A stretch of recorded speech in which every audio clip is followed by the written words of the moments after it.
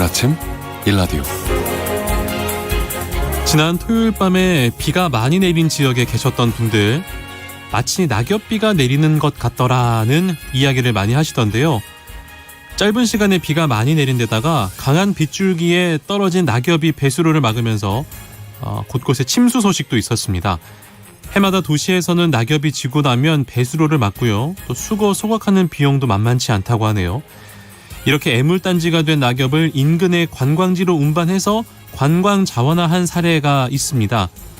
이곳은요, 은행나무길에다가 도시에서 운반해온 낙엽을 깔고요, 푹신한 카펫길로 분위기를 연출해서 관광객들이 즐겨 찾는 곳이 됐다고 합니다.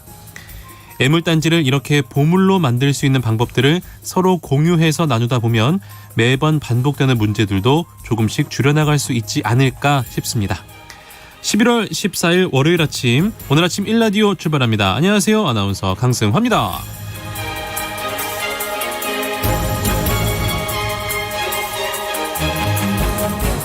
오늘 아침 일라디오, 오늘도 여러분과 생방송으로 함께하겠습니다. 유튜브 KBS 일라디오 공식 채널, 모바일 콩 어플리케이션을 통해서 함께 하실 수 있습니다. 자, 오늘은 속담 퀴즈로 월요일 힘차게 열어보도록 하겠습니다. 우리의 속담 속에 담긴 삶의 지혜를 함께 배워보는 시간이죠. 잘 들어보시고요, 빈칸에 들어갈 단어를 맞춰주시기 바랍니다. 문제 나갑니다.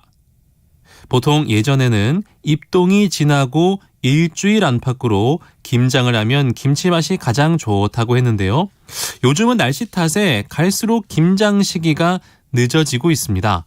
최근 한 조사 결과를 보니까요, 올해 김장을 직접 하겠다는 분들이 꼽은 김장 시기로 11월 하순이 가장 많았습니다. 벌써 입동이 일주일 전이었던 걸 감안하면 올해 김장 시기 다소 늦어질 것 같은데요. 오늘 속담 퀴즈는요, 김치 재료와 관련이 있습니다. 도움 말씀드릴까요? 바로 저처럼 얼굴이 허옇고 키가 훤칠한 사람을 비유적으로 이르는 말인데요. 문제 바로 나갑니다. 씻은 이것 줄기 같다. 씻은 이것 줄기 같다. 보기 드립니다. 1번 양파, 2번 배추. 과연 강승화는 뭐와 비슷할까요? 얼굴이 희고 훤칠한 사람을 비유적으로 이르는 말, 씻은 이것 줄기 같다. 1번 양파, 2번 배추. 정답을 보내주신 분들 가운데 추첨을 통해서 농촌진흥청에서 제공하는 웰빙 혼합 잡곡 세트를 한 분께, 향긋한 커피를 드실 수 있는 모바일 커피 쿠폰 2분께 드리겠습니다. 방송에 참여하실 분들, 단문 50원, 장문 100원이 드는 유료 문자 샵 9730으로 보내주시기 바랍니다. 유익한 정보와 살아있는 이야기가 있습니다. KBS 오늘 아침 일라디오. 한 주간 농가에서 알아둬야 할 주요 농작업 정보를 전하는 시간입니다. 농촌진흥청 대변인실 정병진 농촌지도관 전화 연결돼 있습니다. 안녕하세요. 네, 안녕하세요. 네, 새로운 농업 소식부터 살펴보겠습니다. 팽이버섯을 겨울버섯이다라고 부른다고도 하던데요. 이 팽이버섯이 맛만 좋은 게 아니라 심혈관 질환 예방 등 건강에 좋은 성분들이 많이 함유돼 있다고요? 네, 그동안 팽이버섯은 단순 음식의 부재료로만 인식돼 왔는데요. 네. 그래서 농촌진흥청에서는 팽이의 소비 시장을 늘리기 위해 영양학적 가치를 분석하고 결과를 발표했습니다. 그 결과 팽이에는 느타리 등 다른 버섯에는 없는 알파리놀렌산을 함유하고 있다는 것을 확인했는데요. 알파리놀렌산은 혈중 콜레스테롤 수치를 낮추고 각종 심혈관 질환을 예방하는 데 도움이 되는 성분입니다. 그리고 면역세포의 기능을 높이는 베타글루칸과 항산화에 효과적인 폴리페놀 함유량도 풍부했습니다. 아울러 뇌세포 대사 기능을 촉진하고 혈압 조절 효과가 있는 가바 성분이 1ml당 10 내지 50마이크로그램이 들어있음도 확인했습니다. 또한 팽이버섯은 필수 아미노산이 풍부해 음식 재료로도 훌륭한 역할을 하는데요. 감칠맛을 내는 글루탄산과 아스파르탄 함량이 높고 단맛을 내는 트레오닌과 글리친을 함유해 찌개, 볶음 등 다양한 요리에도 잘 어울리니 팽이버섯 요리 많이 드시기 바랍니다. 네, 팽이버섯 갑자기 먹고 싶어지네요. 지난 주말에 늦가을 비가 내리면서 날씨가 쌀쌀해졌습니다. 이번 주 농업 기상 전망 어떤지 알아볼까요? 농촌에서는 가을 수확이 이제는 거의 완료된 것 같습니다. 그리고 남부 지역에는 마지막 단풍이 절정을 이루고 있는 것 같은데요. 주말에 가뭄 해갈에는 좀 부족하지만 전국적으로 비가 조금 내려 미세먼지를 걷어내 주었습니다. 하지만 기온이 많이 떨어져 감기 등 건강관리에 각별한 주의가 필요하겠습니다. 이번 주는 오늘과 내일 중부 지역 중심으로 흐리겠으며 그 밖의 날들은 대체로 맑을 것으로 예상이 됩니다. 기온이 낮아져 아침 기온은 1 내지 11도, 낮 기온은 11 내지 18도로 지난주보다 낮을 것으로 예상이 됩니다. 네, 농가에서 실천해야 할 농작업 그리고 농사 정보도 알아볼게요. 먼저 벼농사는 지금 뭘 해야 됩니까? 네, 전국적으로 벼 수확 작업이 마무리되었습니다. 이제부터는 내년에 사용할 지역에 맞는 우수한 벽시 종자를 조기에 확보해 놓으셔야 하는데요. 네. 벼 보급종 종자는 해당 지역에 공급되는 품종과 품종 특성을 미리 확인하고 신청 기간 내에 해당 시군 농업기술센터에 신청하시면 됩니다. 시군 단위 신청 기간은 11월 22일부터 12월 20일까지입니다. 그리고 신품종으로 바꿔 재배하거나 시범포에서 생산된 종자를 재배할 농가에서는 품종의 적응 지역, 비료 주는 양, 병해충 저항성 등 재배 특성에 유의하여 품종을 선택하셔야 하고요. 자가체종 종자 또는 자율교환 종자를 사용할 농가에서는 시군 농업기술센터에 종자 활력 검사를 받은 후에 사용하셔야 합니다. 그렇군요. 그러면은 밭작물들은 어떤 관리가 필요할까요? 시설 재배 감자의 경우 시감자가 휴면 상태에 있으면 감자의 싹이 나오지 않기 때문에 휴면 상태를 깨워줘야 하는데요. 네. 남부지방에서 가을 재배로 채종한 이기적 품종을 이용하고자 할 경우에는 수확 이후부터 18 내지 25도씨의 실온에서 보관하시면 휴면 기간을 단축시킬 수 있습니다. 네. 휴면 상태의 확인 방법은 시감자를 심기 전에 18 내지 25도씨 실온에서 1 내지 2주간 놔두고 감자 싹이 나오는지 확인해 보시면 됩니다. 고구마의 경우 저장 온도가 높아지면 호흡 작용이 왕성해져서 양분 소모도 많아지고 싹이 터서 상품 가치가 낮아지기 때문에 온도를 12 내지 15도씨 그리고 습도는 85 내지 90%에서 저장해 주셔야 합니다. 네. 다음으로 온실이나 비닐하우스 같은 시설에서 재배하는 채소들 관리 어떻게 해야 됩니까? 시설 채소 재배 농가에서는 겨울철 환경 관리와 보온력 향상을 위한 준비가 필요한데요. 보일러 등 난방 시설을 점검하고 난방용 연료를 충분히 준비하시기 바랍니다. 그리고 일교차 이한 시설 내에 안개가 발생하지 않도록 측창과 천정창의 개폐에도 각별한 신경을 써주셔야 생육 저하 및 생리장애를 사전에 예방할 수 있습니다. 그리고 보온력 향상을 위해 보온과 단열 성능이 우수한 피복제를 사용하고 피복 층수도 높여주고 방열 틈새도 최소화되도록 관리해줘야 합니다. 병해충 예방을 위해 조기에 예처를 실시하고 발견 즉시 방제해 주셔야 하는데요. 해충 발견 시에는 3 내지 5일 간격으로 3회 정도 성분이 다른 약재를 겨우 살펴주시면 되겠습니다. 네. 화훼 재배 농가에서도 해야 할 일이 많을 것 같은데요. 특히 어떤 관리가 좀 필요할까요? 네, 분화장미 같은 경우 부피와 중량 때문에 대소비지인 서울 근교에서 많이 생산되고 있습니다. 네. 겨울철 분화장미의 재배 시 주의할 사항 알려드리겠습니다.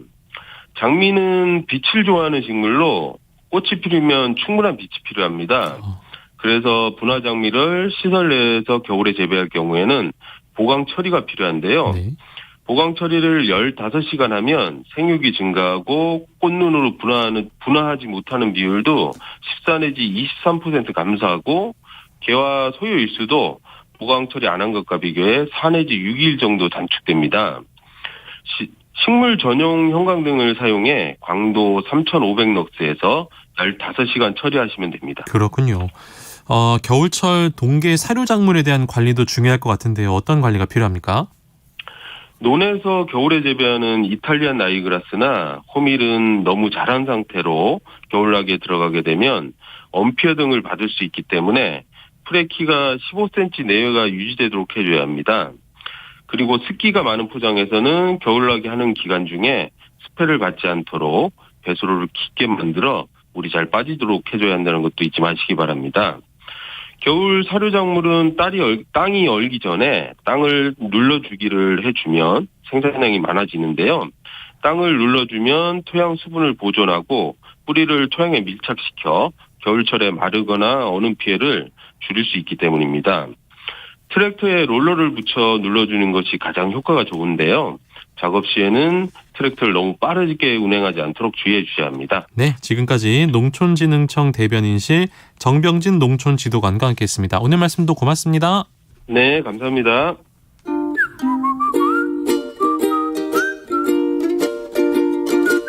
오늘 아침 일라디오 강승화 아나운서의 진행으로 듣고 계십니다.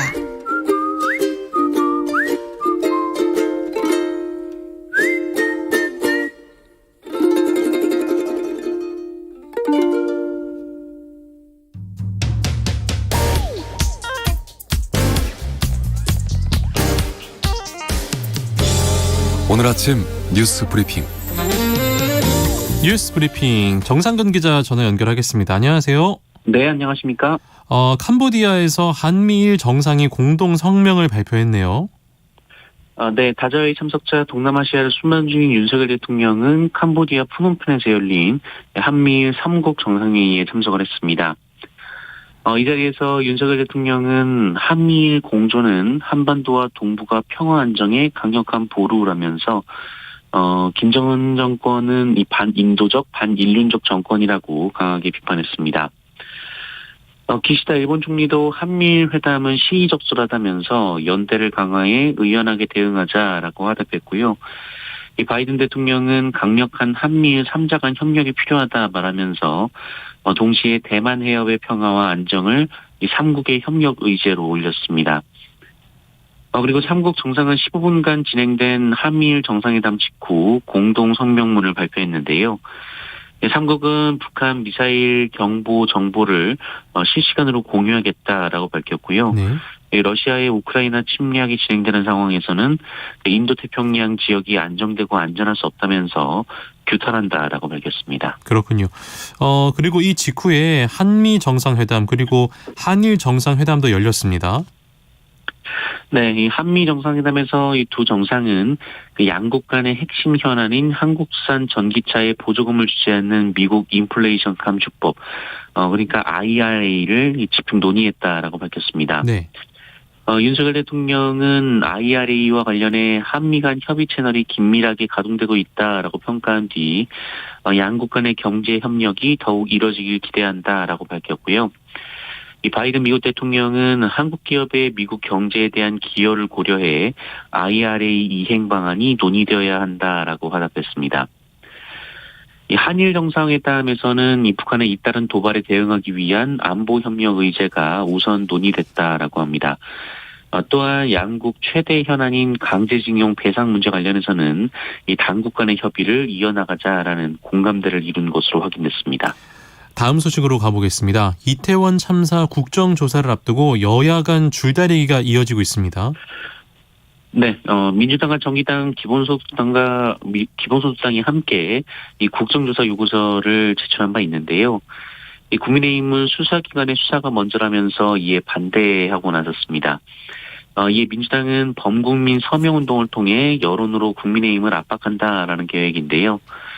서울과 경기에서 시작한 범국민 서명운동을 인천과 광주, 강원 등으로 확대해서 이른 시간 내에 100만 서명을 받는다라는 계획입니다. 이 국민의힘은 반대 입장을 밝혔지만 내부에서는 고심이 깊은데요. 오늘은 3선 이상 중진들과 이 문제를 놓고 간담회를 갖습니다. 하지만 윤석열 대통령이 분명한 반대 입장을 밝힌 만큼 이 국민의힘 의원들도 반대의 기류가 강한 상황입니다. 한편 검찰은 대장동 일당으로부터 거액의 뇌물을 수수한 혐의를 받는 이 정진상 민주당 대표실 정무조정실장을 오는 15일 피의자 신분으로 불러 조사할 예정이라고 밝혔습니다. 검찰은 정진상 실장이 이들로부터 각종 청탁 명목으로 총 1억 4천만 원의 뒷돈을 받았다라고 보고 있는데요. 민주당은 대변인 논평을 통해서 검찰 수사가 무협지만도 못하다 이렇게 반박을 했습니다. 네. 정부가 이태원 참사와 관련해서 국가 배상 여부 검토에 들어갔다고요? 네. 대통령실은 어제 이태원 참사와 관련된 국가배상 여부에 대한 법률 검토에 들어갔다라고 밝혔습니다. 이 대통령실 관계자는 국가의 무한 책임 속에서 이 법적 책임을 다하기 위해 신속한 수사와 확실한 진상 확인이 필요하다는 얘기가 있었다라면서 유가족들에 대해 여러 책임을 지겠지만 당연히 국가가 할 수 있는 법적 책임들을 다하겠다라고 밝혔습니다. 앞서 윤석열 대통령은 지난 10일 이 수석비서관 간담회에서 이 철저한 진상과 원인 규명, 확실한 사법적 책임을 통해 유가족분들에게 보상받을 권리를 확보해드려야 한다라고 밝힌 바 있습니다. 미국의 중간 선거는 지금 어떻게 되고 있습니까? 끝났습니까? 진행되고 있습니까? 아직 진행 중인 곳은 있습니다. 예. 다만 이 초박빙 승부를 보였던 네바다주에서 이 민주당의 상원 의원 후보가 이 공화당 후보를 이겼는데요. 이 상원에서 민주당이 다수당을 이로써 유지를 할 수 있게 됐습니다. 네. 앞서 또 다른 최대 격전지였던 애리조나주에서도 이 지난 토요일 민주당 후보가 승리를 거둔 바 있는데요. 어제 네바다주까지 개표 초반 열세에도 불구하고 막판 뒤집기에 성공을 했습니다. 현재 개표가 진행 중인 곳은 결선 투표가 치러지는 조지아주인데요. 이 만약 조지아주에서도 이 민주당이 상원에서 승리를 하게 된다면 이 상원은 51대 49로 민주당이 확고한 주도권을 쥐게 됩니다. 네. 하원 선거 역시 개표가 진행 중인 곳이 있는데요. 민주당은 예상 밖의 뒷심을 발휘하고 있습니다. 이 공화당이 과반을 차지하겠지만 의석수 차가 점점 좁혀지는 분위기인데요. 이에 반도체법과 인플레이션 감축법 등 이 바이든 행정부의 역점 사업들의 속도가 붙을 것으로 전망이 되고 있습니다. 그렇군요. 앞서 오프닝에서도 제가 말씀드렸는데요. 지난 주말에 일단은 비가 왔는데 좀 많이 왔어요. 근데 침수될 정도는 아니었는데 침수 피해가 발생했다는 뉴스가 들어왔습니다. 네, 왜냐하면 이 낙엽 때문이었습니다. 예. 지난 토요일 수도권을 중심으로 늦가을 기습 폭우가 내리면서 도로 곳곳이 물에 잠겼는데요. 짧은 시간에 집중적으로 많은 비가 내리긴 했습니다만 이 낙엽이 하수구를 막아서 배수가 원활하게 이루어지지 않았고 그래서 피해가 더 컸습니다. 예. 특히 인천에서는 시간당 최대 39.5mm의 장대비가 쏟아지기도 했는데요. 이 밤새 인천에서 접수된 이 도로 침수 신고가 160여 건에 이르렀습니다. 또 40mm 이상의 비가 내린 서울 은평구 주택가도 13가구가 침수 피해를 입었는데요. 순식간에 내린 장대비에 반지하 주택에서는 이 창문과 출입구를 통해 동시에 빗물이 밀려 들어왔다라고 합니다. 당시 이 부근에서는 하수시설물 보수공사가 진행되면서 빗물이 제대로 빠져나가지 못한 것으로 파악이 됐습니다. 그랬군요. 전기요금이 또 인상된다는 소식이 있네요. 네, 한국전력의 올해 적자가 사상 최대치인 30조 원을 훌쩍 넘을 것으로 전망이 되는 가운데 이 산업통상자원부는 어제 내년 전기요금 인상이 불가피하다라고 판단하고 대책 마련에 착수했다라고 밝혔습니다. 네. 산업부 측은 글로벌 에너지 가격 상승세와 한전의 적자 상황을 고려했을 때 내년 전기요금 인상은 불가피하다 이렇게 얘기를 했는데요. 전기요금은 기본요금 그리고 기준연료비, 기후환경요금, 연료비 조정요금 이렇게 구성이 되어 있는데 네. 산업부는 이 중 기준연료비부터 인상하는 방안을 검토 중이라고 합니다. 문제는 얼마나 오를까일 텐데요. 연료비가 지난해와 비교하면 급격하게 치솟은 상태이기 때문에 이 기준연료비의 대폭 인상이 불가피하다라는 얘기가 나오고 있습니다. 여기에다 이 최근 자금시장 경색으로 우량채권으로 분류되던 한전의 회사채마저 자금 조달이 쉽지 않은 상황이기 때문에 요금 인상이 아니면 적자가 심각한 한국전력의 자금 조달이 어렵다는 분석도 나오고 있는 상황입니다. 네.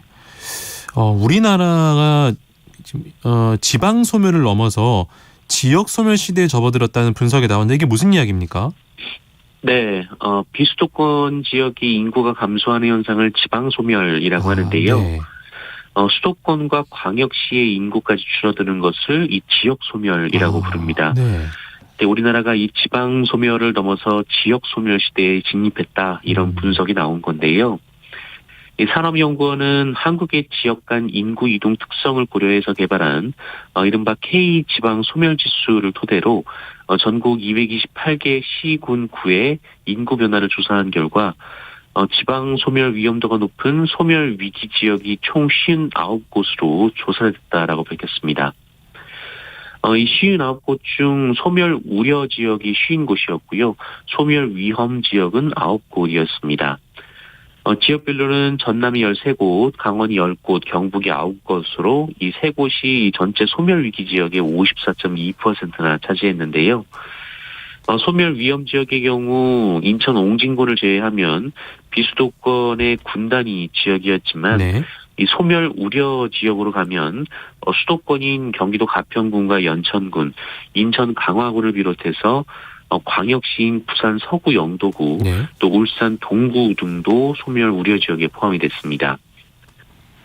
이들 6개 지역 중 5곳의 최근 인구 증가율은 마이너스를 기록하고 있고요. 특히 부산 영도구와 울산 동구의 인구 증가율은 전국 평균을 크게 밑돌고 있는 것으로 나타났습니다. 이 보고서에 따르면 노무현 정부 이후 지역 균형 발전 정책이 본격적으로 추진됐지만 이 수도권 집중 현상은 더욱 심화하는 양상을 보이고 있다고 하는데요. 국토 전체에서 수도권이 11.8%밖에 안 되는데 네. 88.2%의 소득과 일자리 또 인구가 몰려 있다라고 합니다. 그렇군요. 이게 이제 나중에 되면 또 사회적인 문제가 더 커질 수 있기 때문에 이 문제는 우리가 다 같이 한번 생각을 해봐야 될 것 같습니다. 네, 그렇습니다. 코로나19 상황은 현재 어떻습니까? 네, 코로나19 겨울 재유행이 본격화한 가운데 어제 확진자가 48,465명이 나왔습니다. 지난 토요일과 비교하면 5,800여 명 정도 줄어든 수치지만 네. 지난주 일요일과 비교하면 11,000명이 많고요. 또 2주 전과 비교하면 14,000여 명이 많습니다. 또 일요일 발표 기준으로는 10주 만에 가장 많은 수의 확진자이고요. 위중증 환자 수는 396명으로 다시 400명에 근접을 했고 사망자는 48명이 나왔습니다. 한편 오늘부터 코로나19 동절기 추가 접종 백신의 변이를 기반으로 개발된 화이자 개량 백신이 추가가 됩니다. 이 백신은 특히 오미크론 변이에 대한 예방 능력이 뛰어난 것이 특징인데요. 이 오미크론에 대한 감염 예방 능력이 초기주 백신보다 2.6배 높다는 연구 결과가 나와 있습니다. 근데 그나저나 이번 주 목요일이 대학 수학 능력 시험인데요. 확진자가 늘고 있어서 좀 걱정이 많이 됩니다. 맞습니다. 오늘 17일이 바로 2023학년도 대학 수학능력 시험일인데요. 최근 코로나19가 재유행하고 있어서 교육부가 확진자 시험장을 늘리는 등 대응에 나섰습니다. 교육부는 코로나19에 걸린 수험생을 위한 별도 시험장을 기존 108개 학교에서 110개 학교로 늘리고 이 병원 시험장은 24개 병원 93개 병상에서 25개 병원 105개 병상으로 늘렸다 이렇게 밝혔습니다. 이에 교육부는 확진 수험생이 별도로 시험을 볼 수 있는 학교와 병상은 충분하다라고 말했고요. 그러면서 의심 증상이 있는 수험생은 병의원에서 신속 항원 검사를 받고 확진될 경우 곧바로 관할 교육청에 알려달라라고 당부했습니다. 네. 이제부터 이 코로나19 확진 판정을 받은 수험생들은 지체 없이 관할 교육청에 통보를 해야 수능 응시가 가능하고요. 일반 수험생과 분리된 이 별도 고사장에서 시험을 볼 수가 있게 됩니다. 네. 마지막으로 손흥민 선수 소식 좀 전해드릴게요. 손흥민 선수가 부상 후에 처음으로 모습을 드러냈군요. 네, 이 손흥민 선수가 부상을 당한 이후 처음으로 팬들 앞에 모습을 드러냈습니다. 소속팀인 토트넘이 리즈와의 홈 경기를 치렀는데요. 경기를 앞두고 손흥민 선수가 사복 차림에 안경을 쓴 채 등장을 한 겁니다. 여전히 왼쪽 얼굴이 조금 부은 상태였는데 그래도 표정은 밝았는데요. 손흥민 선수는 관중들의 인사에 답을 하기도 했고요. 또 사인 요청도 마다하지 않았습니다. 손흥민 선수는 이후 인터뷰에서 이 부상은 지켜봐야 할 것이라면서 이 최종 명단이 발표됐기 때문에 이 각오가 남다르다라고 말했습니다. 또한 1%의 가능성만 있다면 앞만 보고 달려갈 것이다라고 말하기도 했습니다. 한편 우리 축구대표팀은 월드컵 출전 선수 명단을 발표했고요. 이 카타르 현지에 도착해 최종 점검에 들어갈 예정입니다. 네, 손흥민 선수 월드컵에 일단은 명단에 올라갔죠? 네네, 명단에 올라갔습니다. 그렇습니다. 아무쪼록 좀 치료 잘 하셔가지고 월드컵에서 멋진 모습 보기를 좀 기대하겠습니다. 네네. 뉴스 브리핑 지금까지 정상근 기자와 함께했습니다. 고맙습니다. 고맙습니다.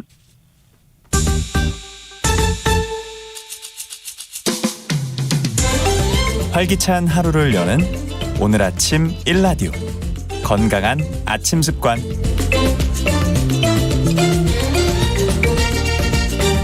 안녕하세요. 오늘 아침 힐링타임. 저는 필라테스 하는 방송인 양정원입니다. 잘못된 자세나 스트레스로 목에 통증이 있는 분들께 특히 좋은 목 좌우 스트레칭. 함께 해보실까요? 가장 기본적인 동작이지만 목, 어깨 근육 뭉침을 풀어주고 유연하게 해주는 동작입니다. 자, 먼저 머리를 오른쪽으로 지그시 기울여주세요. 손이 자유로우신 분은 오른손으로 머리 반대쪽을 감싸고 오른쪽으로 당기듯이 지그시 눌러주세요. 이때 왼쪽 어깨가 따라 올라가지 않게 주의해주세요. 하나, 둘, 셋, 넷, 다섯. 이때 귀가 어깨에 닿는 느낌으로 쭉 늘려주세요. 자, 이제 왼쪽으로도 천천히 머리를 기울여 목을 늘려볼게요. 하나, 둘, 셋, 넷, 다섯. 가능하시면 좌우 5초간 3회씩 반복해주세요.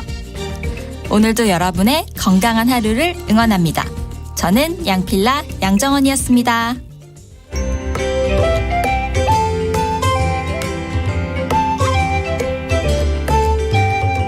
상쾌한 하루의 시작. KBS 오늘 아침 1라디오.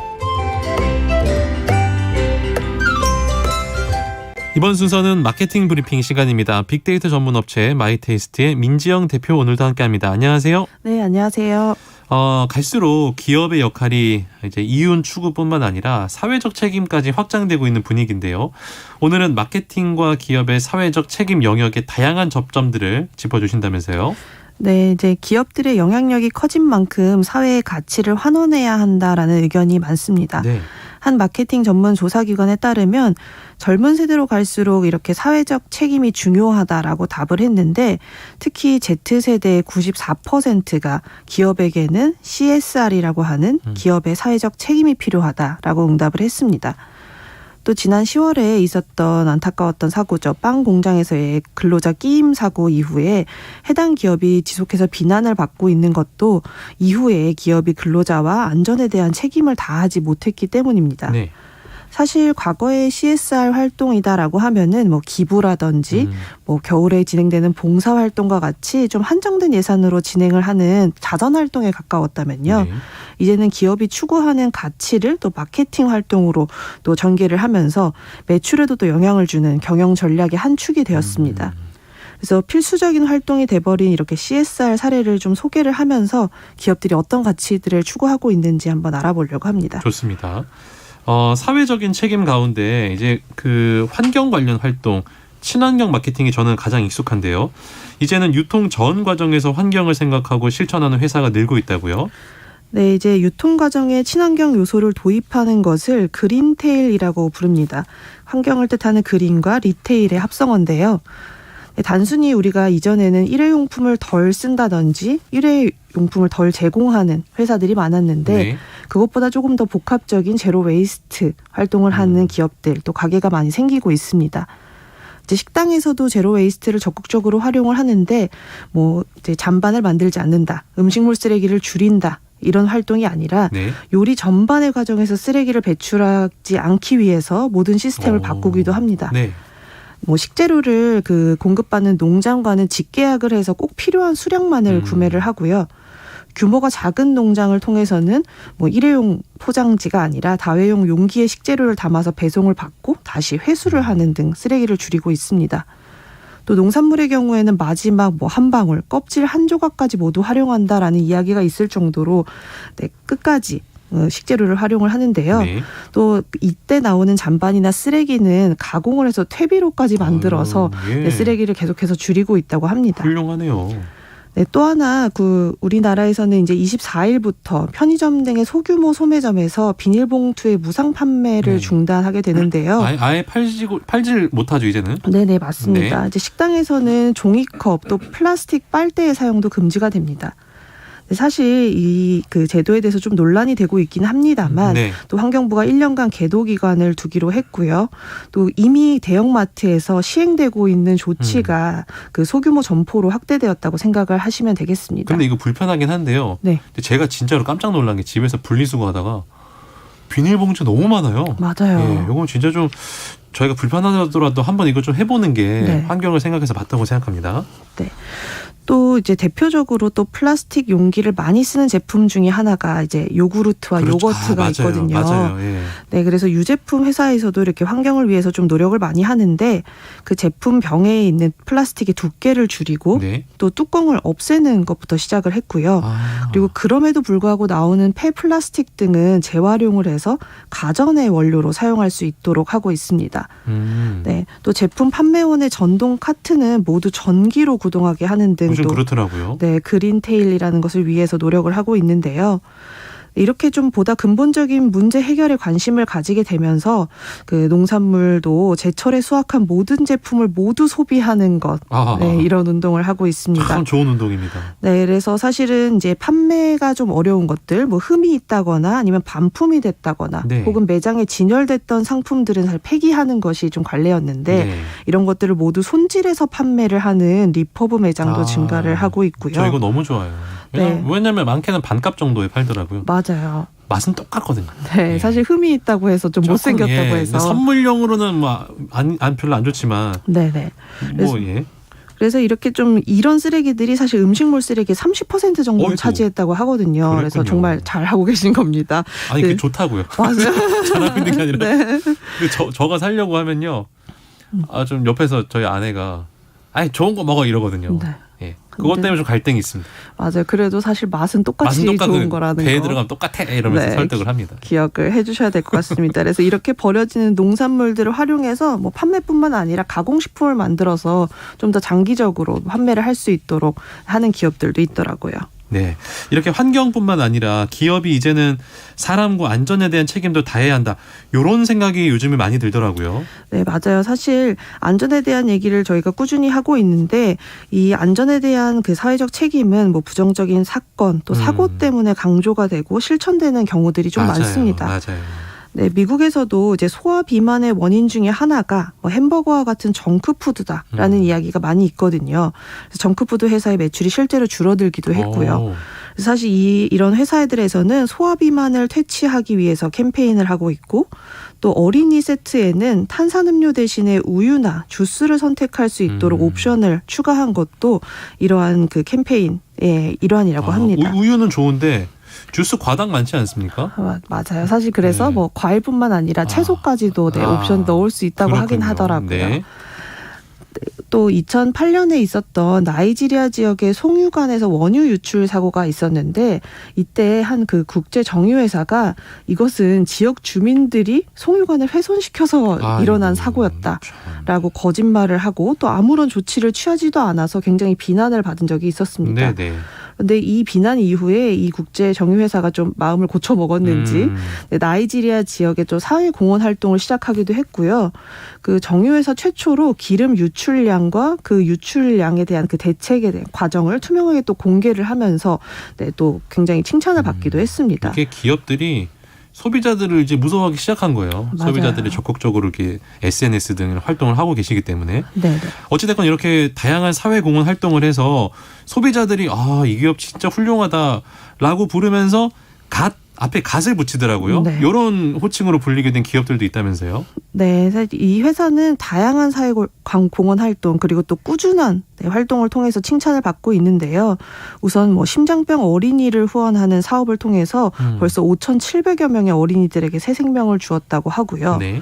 또 재단을 설립해서 생활 형편이 어려운 학생뿐만 아니라 뭐 한 분야의 연구자에게 장학금을 지급해서 또 식품업계에 공헌하도록 한 회사도 있습니다. 그래서 또 한 식품업계는 지역 농가와의 상생도 추진을 하면서 특정 지역의 특산물과 로컬 맛집의 레시피를 활용해서 직접 제품으로 출시를 아하. 돕기도 했어요. 네. 그리고 또 양돈 업계를 위해서 소비자들이 또 선호하지 않는 부위를 또 재료에 활용하기도 하고요. 특정 지역에 뭐 다시마를 여러 개를 넣어서 출시를 하면서 소비를 촉진하기도 했습니다. 또 하나 칭찬받고 있는 거는 판매하고 있는 모든 컵라면 용기에 점자를 표기한 최초의 기업이기도 하더라고요. 이 회사가요? 네네. 시각장애인 유튜버가 영상을 통해서 라면 브랜드들을 리뷰를 했는데 유일하게 맛과 조리법, 제품명을 알 수 있었던 게 이 브랜드뿐이다라고 소개를 했는데 이렇게 시각장애인을 위한 행보까지 알려지면서도 매출이 덩달아 늘었다고 합니다. 이렇게 좀 일회성 행사가 아니라 수십 년간 또 수년간 꾸준히 사회적 책임을 다하는 모습에 소비자들이 굉장히 좋아하고 관심을 가지는 것 같습니다. 그렇군요. 특히나 소비자들은 이렇게 사회적 약자를 위해서 노력을 하는 회사가 사회적 책임을 실천하고 있다고 느낀다던데요. 혹시 어떤 사례가 있습니까? 네, 방금 말씀드렸던 그 점자 표기된 라면 용기처럼 화장품 용기의 컬러를 표기를 점자로 해서 누구나 원하는 색상을 좀 고를 수 있게 한 브랜드도 네, 언급이 되고 있고요. 네, 이건 좀 부정적인 사례긴 합니다만 해외 매장과 같은 분위기를 내는 공간 요즘에 좀 인기잖아요. 그렇죠. 근데 간판이나 메뉴, 안내문까지 모두 외국어로 채운 곳들은 오히려 외면을 받기도 한다고 합니다. 너무 과한 데도 있어요. 맞아요. 감성으로 포장이 되긴 하는데 오히려 불친절하다 이런 평도 있고요. 네. 아무래도 키오스크도 마찬가지입니다. 네, 무인 주문기의 주문 과정이 너무 복잡하면 맞아. 고령층이 더욱 소외감을 느낄 수 있다라는 의견이 오히려 젊은 층에서 나오고 아니, 있다고 합니다. 고령층을 떠나서요. 너무 복잡하면 저도 하다가 아예 안 해 이러고 가요. 맞아요. 저도 사실 힘들어서 카운터로 간 적이 몇 번 있거든요. 네. 네, 이렇게 좀 그 소외되는 계층이 없이 모두가 다 그렇죠. 네, 그 뭐 기업의 활동을 맞아요. 네, 뭐 지지하고 있다 보면 될 것 같고요. 또 어린이들이 뛰놀 수 있는 예스키즈 존, 그 노키즈 존의 반대죠. 그리고 또 휠체어석에 대한 안내나 또 의족을 착용한 모델이 광고하는 신발, 네, 이런 것들을 좀 그 공유하고 네, 칭찬을 하면서 누구나 일상을 즐길 수 있다라는 메시지를 또 소비자들이 직접 전하려고 노력을 하더라고요. 네, 그러니까 기업이 이윤 창출이 목적이긴 합니다만 너무 돈만 벌려고 하는 이미지는 네. 소비자들에게 반감을 살 수 있기 때문에 좀 서로 배려하는 모습 참 좋은 것 같습니다. 근데 최근에는 다양한 사회 문제를 해결하는 것을 목적으로 설립한 기업들도 있다고요? 네, 사실 지금까지 소개했던 그 사례들은 본래 제공하는 제품이나 서비스와 별도로 가치 마케팅을 하는 것이었는데요. 네. 오히려 사회적 문제를 해결하기 위해서 아예 기업이 설립된 것들이 있습니다. 네, 시니어 세대와 청년 세대가 함께 일하면서 또 공감대를 만들고 그리고 폐지수거 노인들에게 또 일자리를 제공하는 기업들이 있는데요. 어르신들이 그린 그림이나 또 손글씨로 굿즈를 만들어서 판매를 하면서 노인 일자리도 창출하고 수익의 일부를 어떻게 분배하는지도 공개하고 있는 기업이 있다고 하고요. 네. 또 장애인이 양침물을 뱉기 어려워서 양치가 어려운 일이 돼버리자 그 치과에서 우리가 입안에 물을 이렇게 흡입해주는 석션이라는 게 있잖아요. 네. 네, 이걸 활용해서 양치를 쉽게 할 수 있도록 네, 흡입 칫솔을 개발한 회사들도 있습니다. 좋은데요. 네, 이렇게 또 보호자의 고통까지 또 덜어주면서 일상의 또 소중함을 일깨워주고 이런 가치를 전달하는 기업들이 많아졌으면 하더라고요. 맞는 말씀이십니다. 오늘 다양한 사회적 책임 사례를 나눠봤는데 가치 마케팅이 활성화되기 위해서 기업들 어떤 노력을 기울여야 할까요? 네, 한 그 10대가 굉장히 좋아하는 게임 회사 중에 생각지도 못했던 기념일을 네, 기념하면서 주목을 받은 회사가 있어요. 네. 뭐 헌법이 공포된 제헌절을 알린다든지 아동학대 예방의 날이나 장애인의 날의 의미를 다시 이야기하는 회사가 있는데요. 사실 이 회사가 굉장히 인기가 있지만 실패했던 것들이 환경을 위해서 다회용기를 구매해서 쓰자. 아하. 업사이클링 제품을 쓰자. 아하. 이렇게 구매를 유도하는 이벤트는 좀 실패를 했습니다. 그렇겠죠. 네. 왜냐하면 그 소비자들이 이 사회적 책임을 다하는 기업을 칭찬한다 하더라도 불편함을 감수하면서 또 가격을 또 지불해야 된다는 게 아직은 받아들여지지 않는 것 같아요. 그렇죠.